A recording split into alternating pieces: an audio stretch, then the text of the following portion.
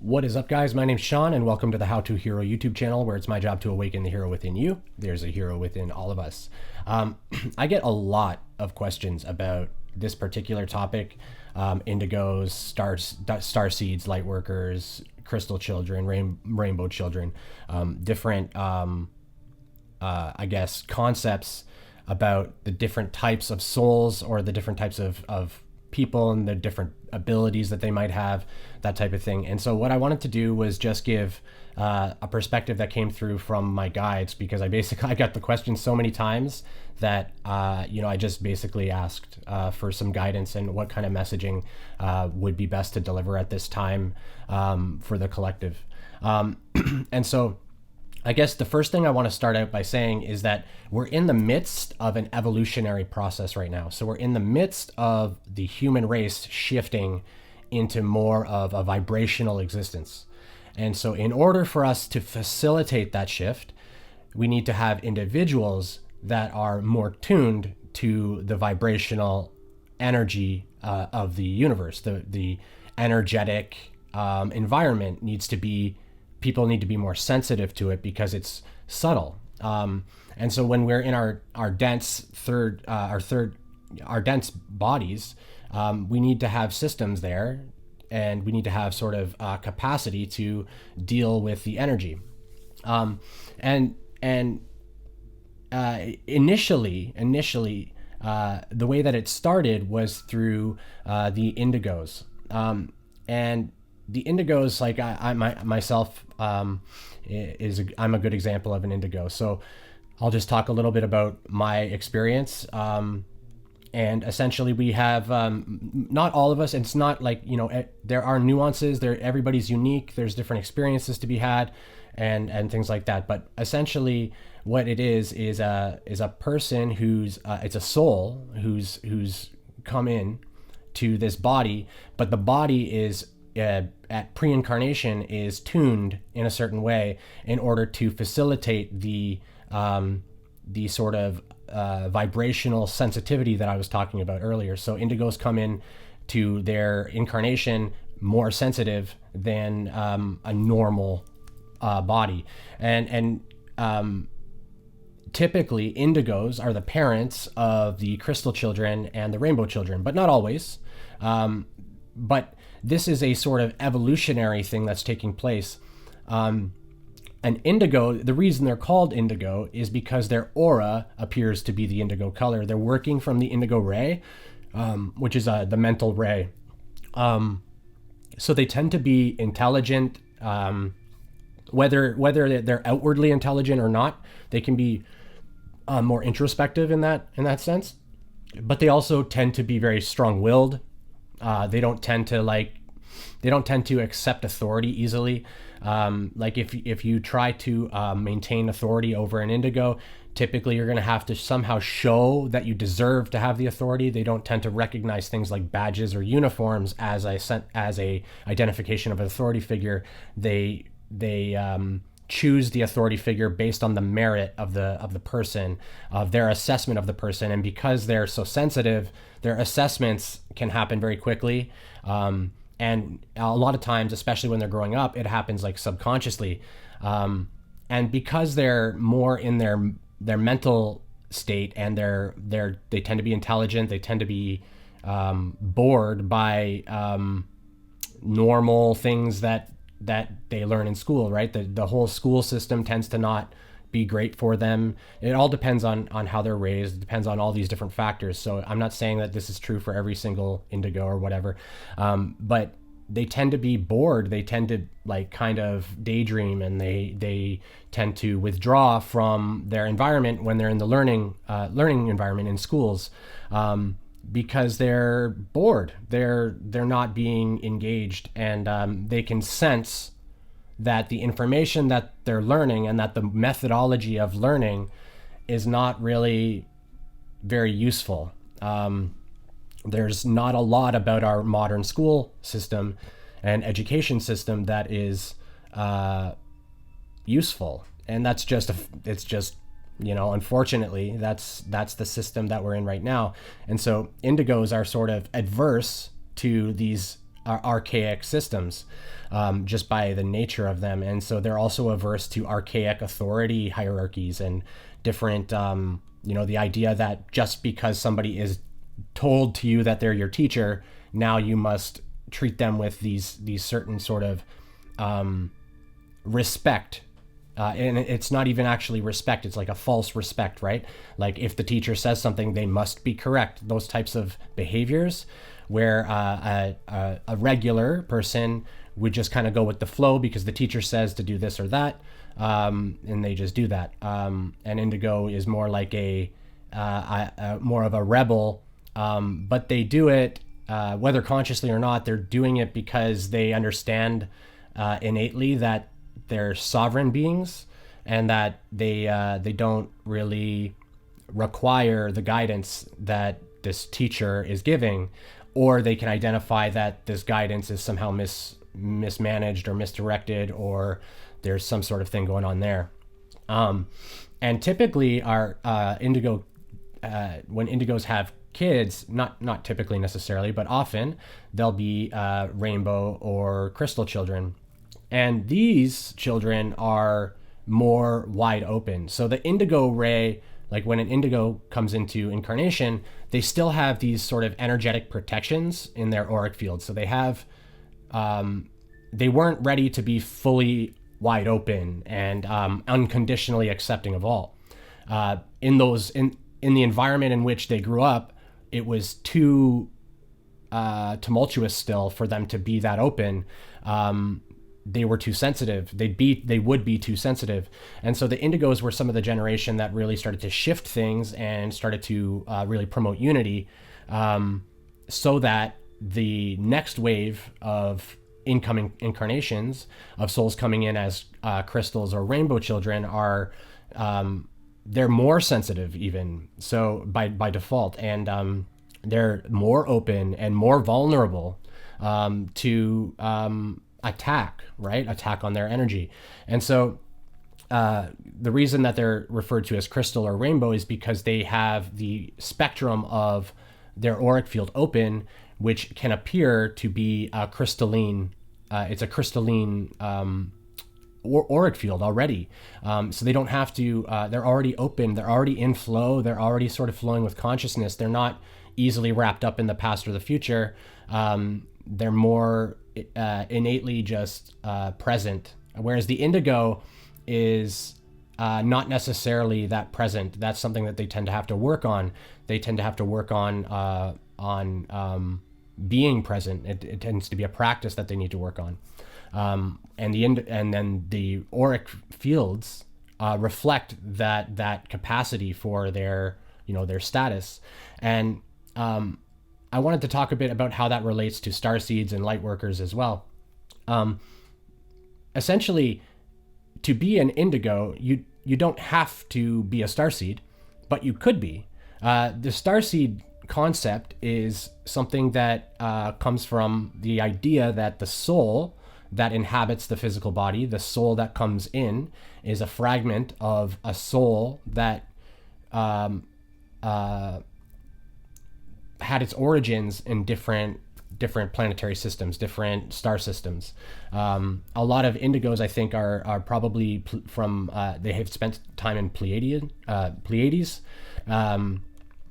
And the only reason I say this is just based on my observation of people and things like that. I have no information to back that up, but I would say that a lot of them have that sort of strong personality mixed with this capacity for a bit of showmanship, a little bit of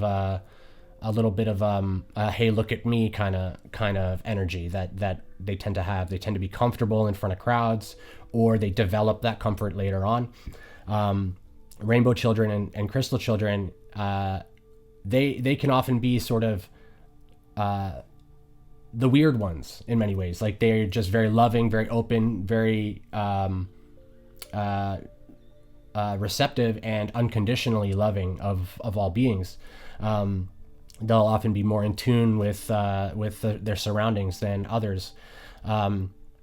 And so the starseed concept is about the soul origin. It's not necessarily about the physical vessel or the avatar's capacity for light or for the pre-incarnative disposition of the auric field. These are choices that are made based on that particular experience that the soul is looking to have. And so the soul, when choosing to incarnate, basically will decide the parents, decide the environment, and decide the pre-incarnative programming that's going to be taking effect on that body, on that vessel. And in that way, they're not really any different from any other soul. It's just that their particular purpose is more of a disruption. So the indigo is there to disrupt. They're there to cause people to go, maybe things aren't quite happening the way that they should happen.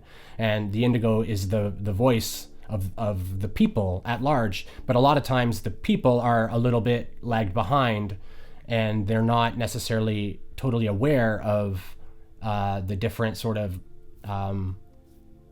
nonsense that they're getting fed. And so the indigo is often there to like let people know, hey, this is silly what we're doing right here, or that type of thing. And so all of them are light workers, and all of them will eventually be called to the light. Most of them will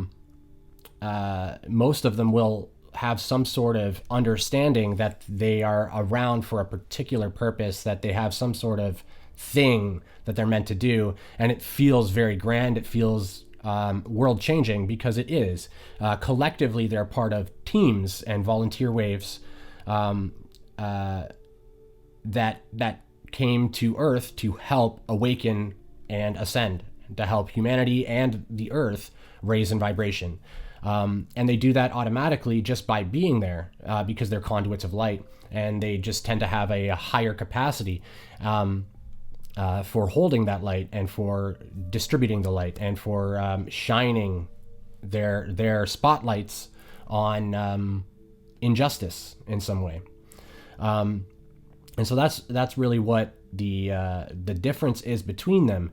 And an indigo, one of the things about the indigo as well is that there's two forms of indigo. There's an elder indigo and a regular indigo. And the elder indigos tend to have what's called an octarine aura. Octarine is the color of magic. It's the color of the adept. And it can sometimes appear crystalline to in this light spectrum, on this plane of existence. The octarine color is the color of magic, and it doesn't have a place in our visual, like in our light spectrum on Earth, in the way that we visualize light. In another dimension, it would look differently, like you would see the color. But again, because we don't have a concept of that color, it's hard for me to describe it. But there's elder indigos and octarine indigos, and then there's the regular indigos, and you can't really tell the difference between the two of them. Intuitively, the indigo will eventually understand. And there's also sometimes there's soul shifts that happen as well, where they sort of they'll have new components, or sort of the best way I could describe it is like they get passed into this elder status where they become an elder, and this is something that I think is done to help as they grow and awaken. They receive more information, and they start to become more powerful. They become what's called an adept, and they go through the initiation phase of their energetic control and their self-mastery in that way.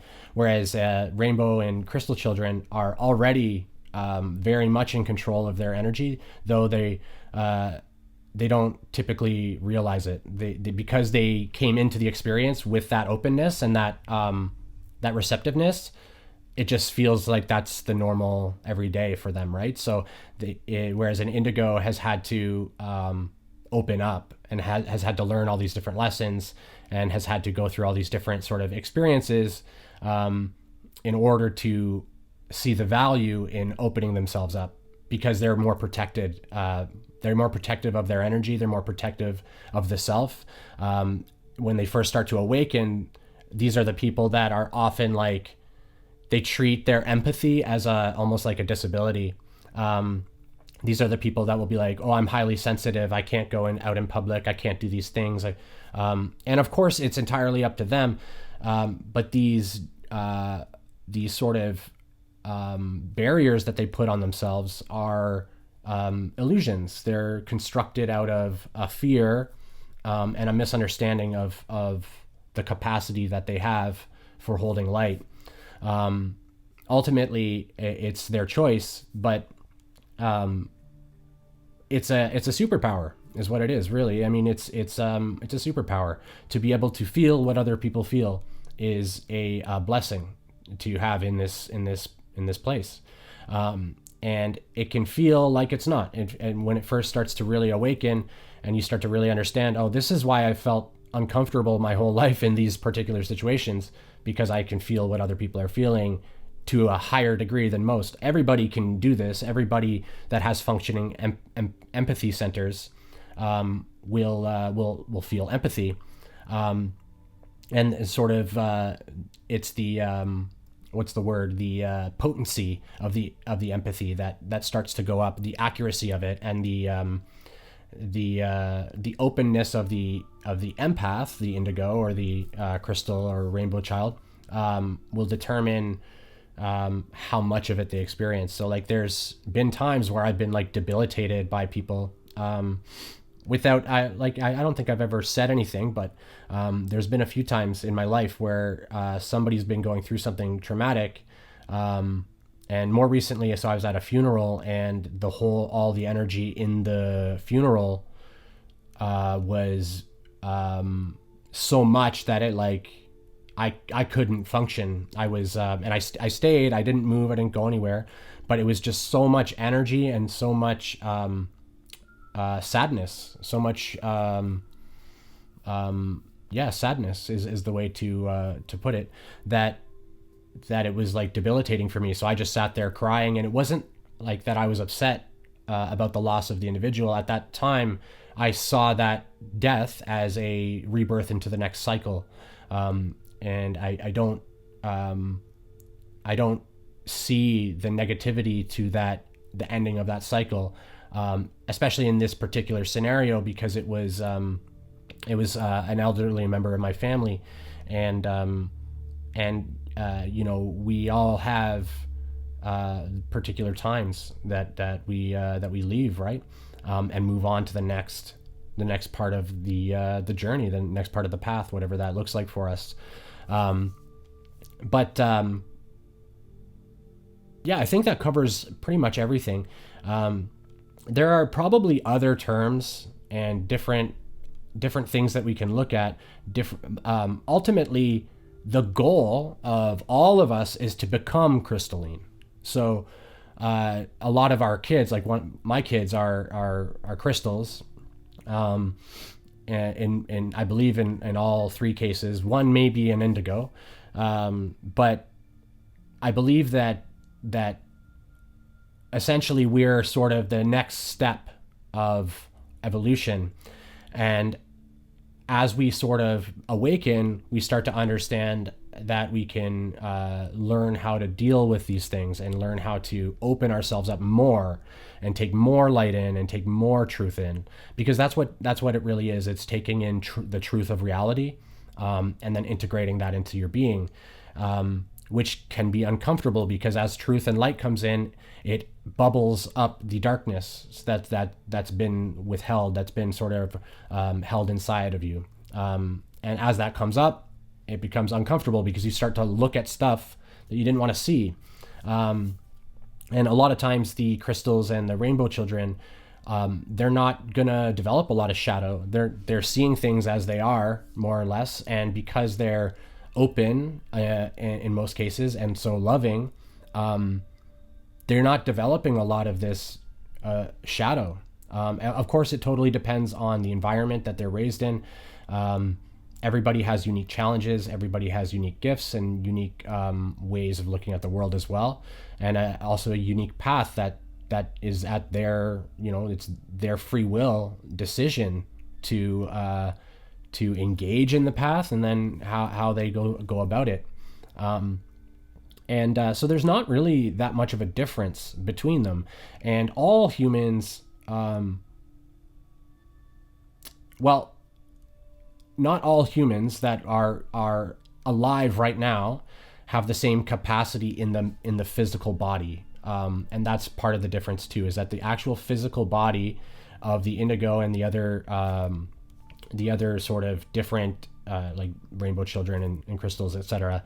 They have the fourth ray energy body already activated when they come into incarnation, and this is why they're able to tap into some of the things that they're able to tap into, some of the different capabilities that they have for magic or for some sort of paranormal or psychic type work.